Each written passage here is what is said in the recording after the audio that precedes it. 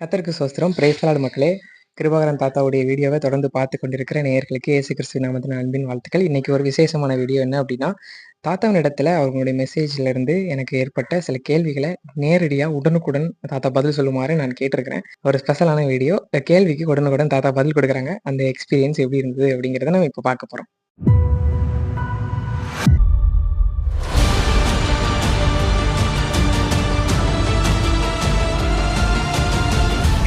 கர்த்தருடைய பரிசுத்த நாமத்துக்கு ஸ்தோத்திரம் உண்டாவதாக. இன்னைக்கு எனது அன்பு மகனுடைய மகன் வந்திருக்கிறாங்க. அவர் பேர் டேவிட் லிவிங்ஸ்டன். நம்ம அவர் வந்து கேள்வி கேட்கணும் அப்படின்னு எதிர்பார்க்கிறாரு. என்ன கேள்வி கேட்குறாருன்னு தெரியல. என்கிட்ட ஒன்றுமே சொல்லலை. பார்த்துங்க, ஒரு ஷூட்டிங் எடுக்கிறதா இருந்தால் முன்கூட்டியே அவங்க சொல்லுவாங்க, இந்த கேள்வி தான் கேட்க போகிறேன்னு சொல்லுவாங்க. ஆயத்தம் பண்ணிட்டு தான் செய்வாங்க. இவர் ஆயத்தம் பண்ணாமலே செய்கிறாரு. அப்படி திடீர்னு கேட்டால் தான் தாத்தா லைவாக வரும். சரி, சொல்லுங்க. பரிசுத்த ஆவியானவர் என்ன பேச சித்தமாக இருக்கிறவர் பேசுவாராக. கர்த்தருக்கு ஸ்தோத்திரம். மனுஷனுக்கு மாற்றம் தேவை அப்படின்னு சொல்லிட்டு நீங்கள் எல்லா செய்தியிலையுமே ஆல்மோஸ்ட் பேசுகிறீங்க. மனம் திரும்பணும், அவன் மாறணும், அவன் பாவம் செய்கிறவனாக இருக்கிறான், அவன் வந்து பாவம் செய்யாமல் இருக்கணும் அப்படின்னு நீங்கள் பேசுகிறீங்க. இப்போ கேள்வி என்னென்னா, நம்ம மாறணுமா, ஆண்டவர் நம்மளை மாற்றுவாரா? இதான் முதல் கேள்வி. இங்கே நீங்கள் நினைக்கிற மாதிரி ஆண்டவர் தான் மாற்ற முடியும். அவர் மாற்றுறதுக்கு முதல்ல சொல்லிட்டாரு, நீ மனம் திரும்பி பாவ மன்னிப்பு கண்டு ஞானஸ்நானம் பெறுங்கள். எங்கே சொன்னார்? அப்போஸ்தலர் 2:38 சொல்லிட்டாரு. ஃபஸ்ட்டு நீங்கள் என்ன, மனம் திரும்புங்க. அந்த மனம் திரும்புறதுக்கு இருதயத்தை கொடுக்கறது கர்த்தர் தான். கல்லான இருதயத்தை பார்வோனுக்கு கொடுத்தது கர்த்தர் தான். அந்த இருதயத்தை திறந்தது அவர் தான். திறந்த பிறகுதான் ஜனங்களை அவன் போக விட்டான். அடைக்கிறது அவர் தான். லீதியாளுடைய இருதயத்தை திறந்தது அவர் தான். அவர் திறக்கலைக்கு உனக்கு என்ன செய்ய முடியாது? மனமாற்றம் வராது. மனம் மாற வச்சது யார? பவுல மனமாற வச்சது கர்த்தர் தான். அவன் இருதயம் அடைக்கப்பட்டது அவர் தான்.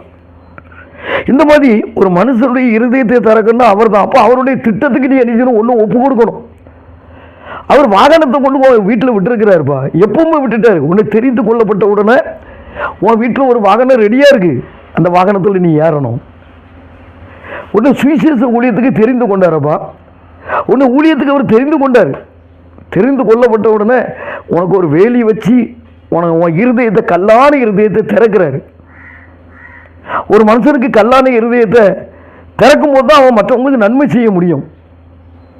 அவர் திறக்கலன்னா நீ நன்மை செய்ய முடியும். எத்தனை கோடி வச்சிருந்தாலும் உனக்கு பேர் வர்ற இடத்துக்கு பணத்தை அள்ளி கொடுப்பேன். பேர் வராத இடத்துக்கு நீங்க அள்ளி கொடுக்க முடியுமா? உன்னால முடியாது. அப்போ ஆண்டவர் இருதயத்தை திறக்காரு. பார்வோண்ட கல்லான இருதயத்தை திறந்து நவமான இருதயத்தை கொடுப்பாரா? சும்மா இல்லை.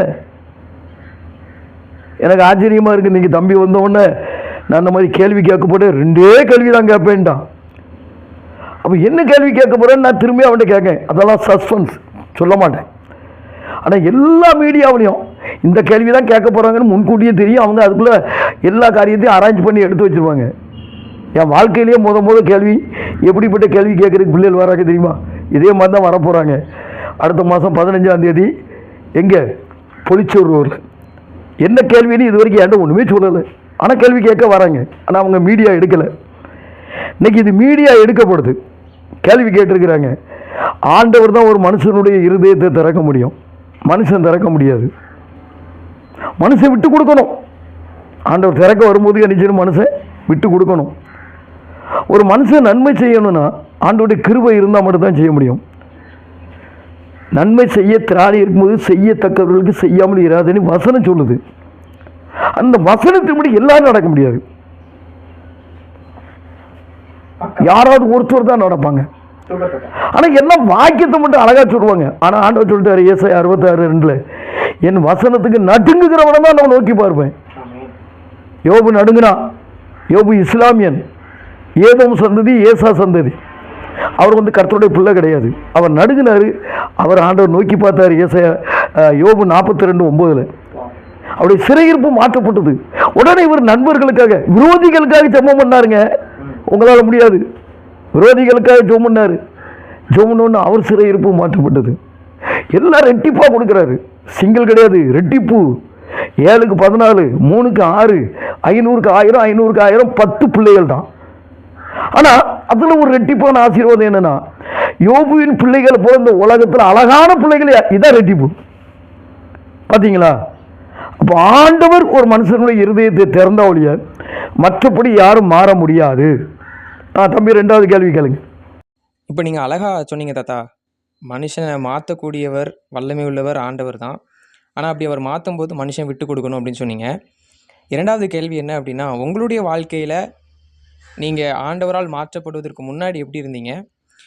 ஆண்டவர் மாற்றும் போது நீங்கள் எப்படி அவருக்கு விட்டு கொடுத்தீங்க?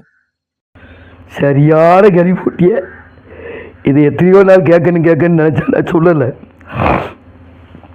எனக்கு விவரம் தெரிஞ்சு 11 வயசு.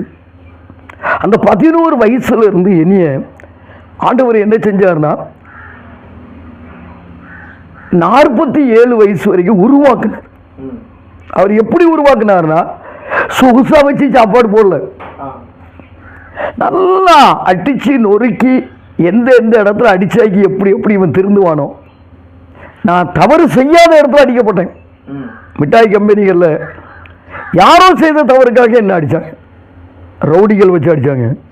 ஆனால் அங்கேயே நீ ஆண்டவர் சாகடிக்க விடலை. ஏன்னா நான் அவருடைய ஊழியத்துக்கு வேணும்.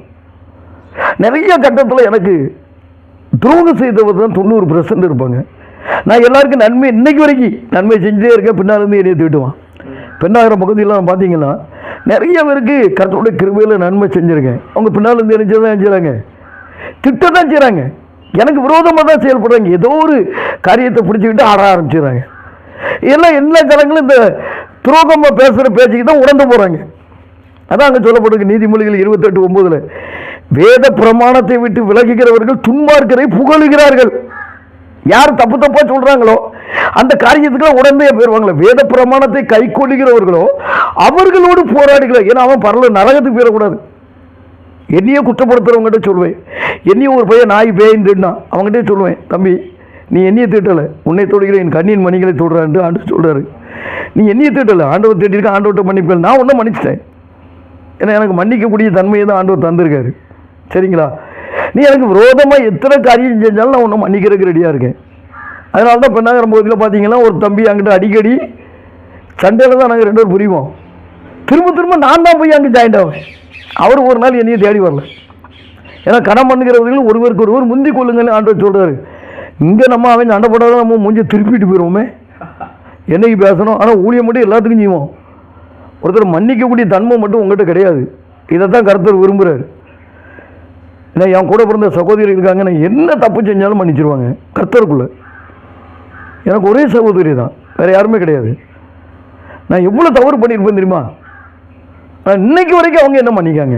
ஏன்னா கர்த்தருக்குள்ளே இருக்காங்க. அவங்க ஏதோ ஒரு காரியத்துக்காக பாசம், இரத்த பாசம்னு சொல்லுவாங்க. அதனால தான் மோசம் என்ன செஞ்சார், இரத்த பாசத்தில் தான் ஒருத்தனை அடிச்சு தூக்கிக்குள்ளே போட்டார். அந்த இரத்த பாசம் யார்கிட்ட இருக்குன்னா கூட பிறந்தவங்ககிட்ட இருக்குது. கூட பிறந்தவங்க இருக்கிறதுனால தான் நான் எத்தனை தப்பு. அதே அப்போ இந்த உலகத்தில் என் சகோதரி என்ன மன்னிக்கும் போது ஆண்டவர் மன்னிக்க மாட்டாரா? நம்ம எத்தனை தவறு பண்ணுறோம். சங்கீதம் 103:10 சொல்லுது. என்ன சொல்லுது தெரியுமா? நம்முடைய பாவங்களுக்கு தக்கதாக சரிக்கட்டாமலும் நமக்கு அக்கிரமங்களுக்கு தக்கதாக சரிக்கட்டாமலும் இருக்கிறார். எவ்வளோ பாவம் செய்கிறோம். ஒரு நாளைக்கு 1500 பாவம் செய்கிறோம். ஃபோன் செய்யும்போதே ஒரு பொய். எங்கடா இருக்க? இப்போ தான் நாசத்தில் இருக்க. நீ எங்கே இருக்க? ஆர்மனியில் இருக்கு. பொய். இது யாக்கோபு 3:2 இருக்குது. உங்கள் வாயை கடிவாளத்தினால அடைக்கணுமா? அப்போ இன்னைக்கு எனக்கு ஆண்டவர் 47 வருஷம் என்ன உருவாக்குனார். நீங்கள் என்ன நினைக்கிறீங்க? ஒரு கம்பெனியில் விட்டால் உங்களை அடிக்கிறான்னு நினைக்கிறீங்க? கிடையாதுங்க. அந்த அடிக்கிறதுக்கு ஆண்டவர் அனுமதி கொடுத்ததுனால தான் அடிக்கிறாங்க. இல்லைன்னா அடிக்க முடியாது. ஆமாம், ஒரு மனுஷனை அடிக்கிறதுக்கு ஆண்டவர் அனுமதி கொடுக்கணும். ஒரு மனுஷனை திட்டுறதுக்கு அவர் தெரிந்து கொள்ளப்பட்ட பாத்திரத்தை மட்டும்தான். ஏன்னா கடைசி காலத்தில் வெளிப்படுத்தல் 13 சொல்லப்பட்டிருக்கு, பசுத்தவங்கள்ட்ட தான் சண்டை போடுறதுக்கு எதிராளிக்கு பவர் கொடுக்கான ஆண்டவர். யாருக்கிட்ட? தெரிந்து கொள்ளப்பட்டவர்கள்ட்ட சண்டை போடுறது தான். அந்த எதிராளி சாத்தானுக்கு கர்த்தர் அதிகாரம் கொடுக்குறான். அப்போ நீங்களும் ஜாக்கிரதையா இருங்க. தெரிந்து கொள்ளப்பட்டவர்கள் தான் சோதிக்கிறதுக்கு அவரே சத்ருவை வைக்காரு. இதே மாதிரி தான் நியாயாதிபதியில் சொல்றாரு. பழைய ஜனங்கள்லாம் செத்து போயிட்டாங்க. புதுசாக வர்ற ஜனங்களை சோதிக்கிறதுக்கு 5 ராஜா வச்சிருக்காரு. எடுத்து படிச்சு பாருங்க, 1லேருந்து 3க்குள்ள. 3ஆம் அதிகாரம் 7வது பேஜில். அப்போ என்ன செஞ்சார்? சோதிச்சு கொண்டு வர்றாரு. பணம்னா என்ன, பணத்துக்குரிய அருமை என்ன, இந்த பணத்தை நீ எப்படி சம்பாதிக்கணும், என்னுடைய வியாபாரத்தை நான் உங்களுக்கு ஏற்கனவே சொல்லியிருக்கேன். அப்போ அடித்து கொண்டு வர்றாரு. ஒரு ஊழியக்காரங்கிட்ட நான் இருக்கேன், அவர் மைக்கை சவுண்டாக வச்சிருவார், எனக்கு சவுண்டை வைக்க மாட்டார், குறைச்சிருவார். அங்கே இருக்கிற எல்லா ஜனங்களும் பார்க்க தான் செஞ்சாங்க. இது எங்கே இருக்குது? தொண்டாமுத்தூரில் இருக்குது. ஊர் பேரையும் சொல்லிடுறேன், போய் கேட்டுடுங்க. எனக்கு மைக்கை சவுண்டை குறைச்சிடுவார், அவருக்கு கூட்டிடுவார். அங்கேயும் நான் தாழ்த்தப்பட்டேன். தாழ்த்தப்பட கர்த்தர் என்னை உயர்த்தினார். ஆமென். கோயம்புத்தூரில் இந்த ஊழியத்துக்கு வர முன்னால முதல்ல சொன்னார், தம்பி ஒரு சபையில் நல்லா உருவாக்குற சபை, டிவியில் கிடந்து சாப்பிட்றாங்க, அவங்களுக்கு போய் சுவிசேஷம் சொல்லுனாரு. சொன்னேன். ஒன்று அந்த ஊழியக்காரர் சொன்னார், டிவி கர்த்தர் நமக்கு தந்ததுக்கா கரங்களை தட்டி நன்றி செலுத்துவார். திரும்ப அங்கேருந்து இன்னொரு இடத்துக்கு கொண்டு வந்தார், காரூனியா பகுதி. அவருடைய பேர் ஹென்றி. அவருடைய சபை அடித்து நொறுக்கப்பட்டு தூள் தூளாக வெளியே போயிட்டாங்க. ஒரு ஆள் இல்லை. ஏன்னா 2 ஊழியக்காரங்க இருந்தாங்க, ஸ்டாலினி அவர் ஒருத்தர், 2 பேர் இருந்தாங்க. 2 பேருக்கு சண்டை. 2 ஊழியக்காரன் சண்டை போடுறதை பார்த்துட்டு இவங்க எல்லாரும் வெளியே போயிட்டாங்க. ஏன்னா பேரையே சொல்லிடுறேன், அப்போ தான் புத்தி அவங்களுக்காக வரும்.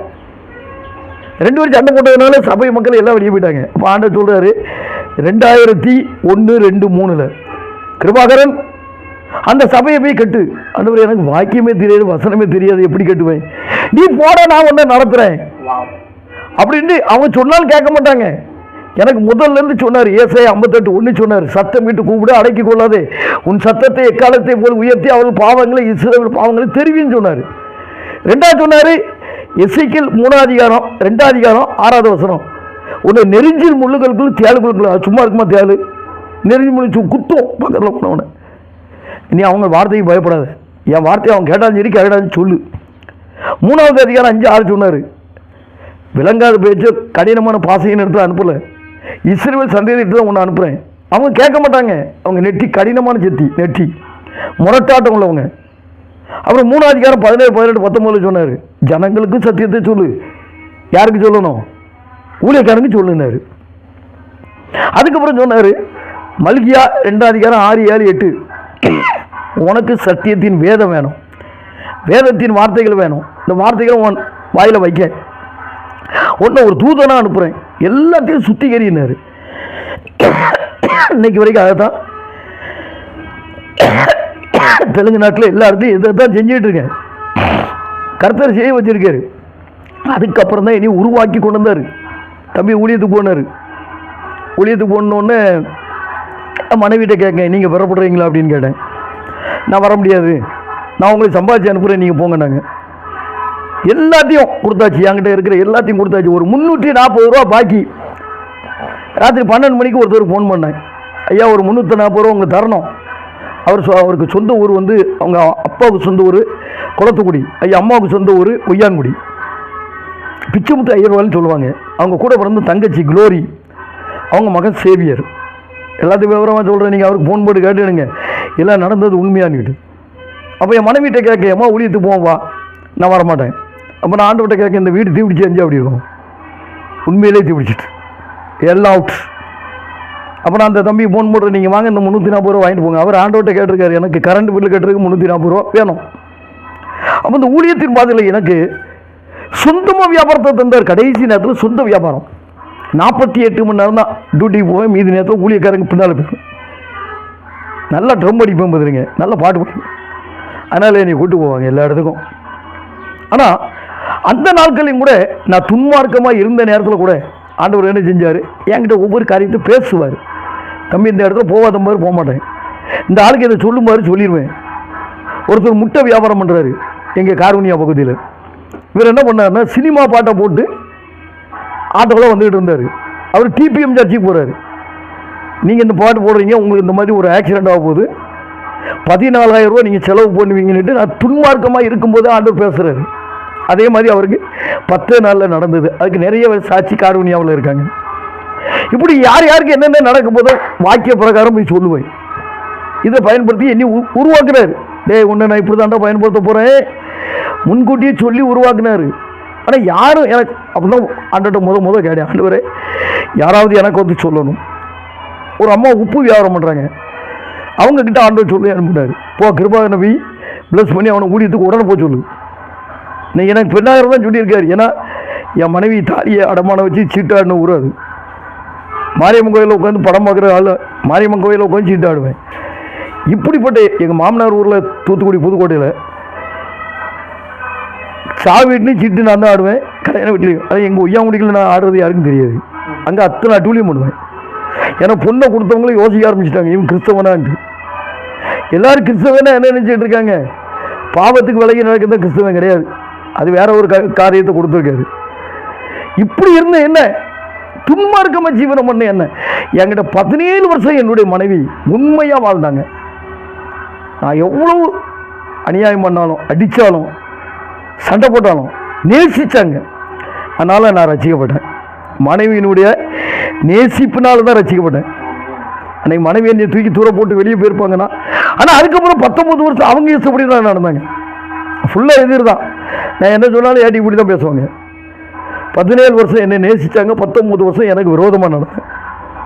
நான் கர்த்தரை பற்றி சொன்னேன்னா அவங்க கொய்யா இலையை பற்றி சொல்லுவாங்க, அவங்க மூலிகை மருந்துகளை பற்றி சொல்லுவாங்க, கர்த்தருடைய வார்த்தையை அறிவிக்க மாட்டாங்க. ஆனால் தெரு தெருவாக போய் வீதி வீதியாக போய் சுவிசேஷம் சொல்ல ஒத்தையில் போயிடுவாங்க. இப்படி ஆண்டவர் என்னை உருவாக்குறாரு. ஆண்டவர் என் மனைவியோட அன்பை தந்தார், 2000 அன்பை எடுத்துட்டார். நீங்கள் நான் திட்டவட்டமாக சொல்ல முடியும், என்னை உருவாக்குனது அவர் தான். அவரே உருவாக்குறதுனால அவருக்கு பிடித்தமான மனிதனுக்கு யோவான் 3:34 படி அவருடைய மனிதனுக்கு தான் கர்த்தருடைய வார்த்தையை சொல்லி அனுப்புனார். அவர் கர்த்தருடைய வசனத்தை மட்டும்தான் போதிக்க, வேற எதுவும் போதிக்கலை. தம்பி தான் உண்மையான காரியம்.